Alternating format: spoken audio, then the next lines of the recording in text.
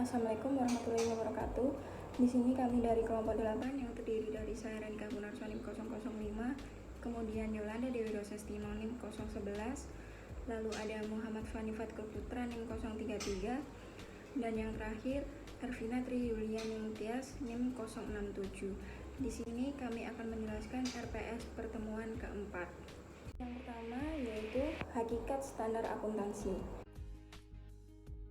Standar memberikan aturan-aturan praktis dan bermanfaat bagi pekerjaan seorang akuntan. Standar secara umum dapat diterima sebagai akuntan baku yang didukung oleh sanksi-sanksi untuk setiap ketidakpatuhan. Standar akuntansi biasanya terdiri dari 3 bagian. Yang pertama, deskripsi masalah yang harus dipecahkan. Yang kedua, diskusi dengan pertimbangan yang sehat atau cara-cara untuk menyelesaikan masalah. Dan yang terakhir, sejalan dengan keputusan atau teori yang ada dan solusi yang disarankan. Secara umum standar, terutama standar audit, dibatasi hanya untuk butir nomor 3 yang telah menimbulkan banyak kontroversi dengan tidak adanya teori-teori yang mendukung dan digunakannya pendekatan perumusan ad hoc. Tetapi tren umum yang terjadi adalah memasukkan butir nomor 1 dan 2 sehingga memberikan suatu aturan tindakan yang ringkas dan didukung secara teoritis. Sekian penjelasan dari saya, selanjutnya akan dijelaskan oleh teman saya. Assalamualaikum warahmatullahi wabarakatuh. Perkenalkan, saya Yolanda Dewi Rosesti NIM 18 dari kelas akuntansi 2018A. Untuk materi yang selanjutnya, saya akan menyampaikan terkait persyaratan standar menurut ID. Tipe yang pertama menyatakan bahwa para akuntan harus memberitahukan kepada masyarakat apa yang mereka lakukan dengan mengungkapkan berbagai metode dan asumsi atau kebijakan akuntansi yang mereka gunakan. Selanjutnya, tipe kedua ditujukan kepada tercapainya suatu keseragaman dalam penyajian laporan-laporan akuntansi. Selanjutnya, untuk tipe yang ketiga, meminta adanya pengungkapan atas masalah-masalah spesifik di mana pengguna mungkin diminta untuk menerapkan pertimbangannya sendiri. Dan yang terakhir, tipe keempat, mensyaratkan dibuatnya keputusan implisit atau eksplisit mengenai valuasi atau penilaian aktiva dan penentuan laba yang telah disetujui. Materi yang selanjutnya adalah mengenai alasan mengapa dibuat suatu standar akuntansi. Yang pertama, standar akuntansi memberikan informasi mengenai posisi keuangan, kinerja, dan penyelenggaraan sebuah perusahaan kepada para pengguna informasi akuntansi.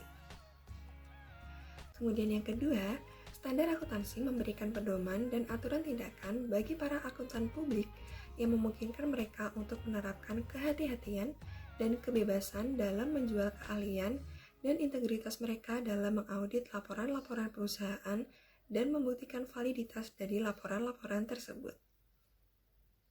Kemudian yang ketiga, standar akuntansi memberikan database kepada pemerintah mengenai berbagai variabel yang dianggap sangat penting dalam pelaksanaan perpajakan, regulasi perusahaan, perencanaan dan regulasi ekonomi, serta peningkatan efisiensi ekonomi dan sasaran-sasaran sosial lainnya.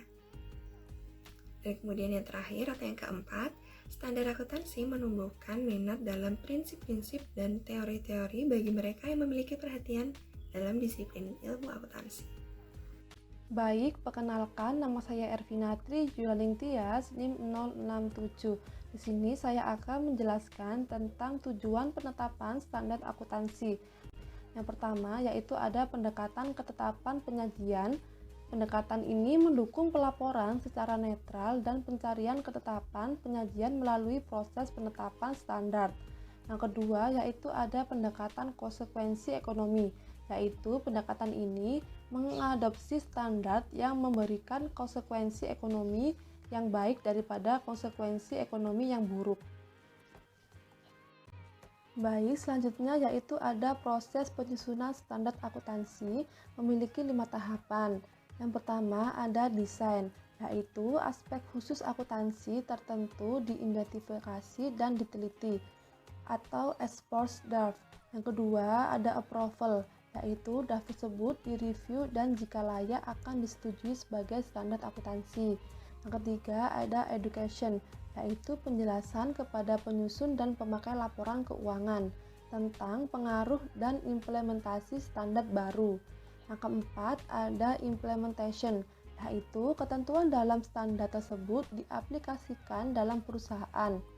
Yang kelima, ada approvement, yaitu pengawasan dan pemberian sanksi bagi yang tidak menerapkan. Proses penetapan standar dilakukan melalui proses buka atau due process. FSI sebagai contoh dalam proses ini mengikuti prosedur sebagai berikut, yaitu yang pertama, identifikasi masalah dari masalah yang muncul dicatat dalam agendanya. Yang kedua, penunjukan grup yang anggotanya terdiri dari masyarakat akuntansi dan bisnis. Yang ketiga, discussion memorandum disebarkan ke publik untuk dievaluasi selama 1 periode atau paling lambat 60 hari. Yang keempat, dengar pendapat dilakukan untuk membahas keunggulan dan kelemahan berbagai alternatif yang diadakan FSI. Yang kelima, atas berbagai komentar yang diterima, FSI mengeluarkan Ex-Post Draft mengenai standar akuntansi yang diajukan. Ex-Post Draft menentukan posisi yang paling pasti dari FSI tentang masalah yang dibahas. Yang keenam, Ex-Post Draft disebarkan dibuatkan ke masyarakat untuk dievaluasi paling lambat 30 hari. Yang ketujuh, dengar pendapat untuk membahas kelemahan dan kebaikan berbagai alternatif yang diajukan FSI. Yang kedelapan, atas dasar berbagai komentar yang diterima, maka FSI mengambil langkah sebagai berikut. Yang pertama, mengadopsi standar tersebut sebagai pernyataan resmi. Yang kedua, mengajukan revisi terhadap standar yang diusulkan melalui prosedur due process. Yang ketiga, menunda pengeluaran standar yang menyimpan masalah dalam agenda. Yang terakhir, yaitu tidak mengeluarkan standar dan menghapus isu dari agenda.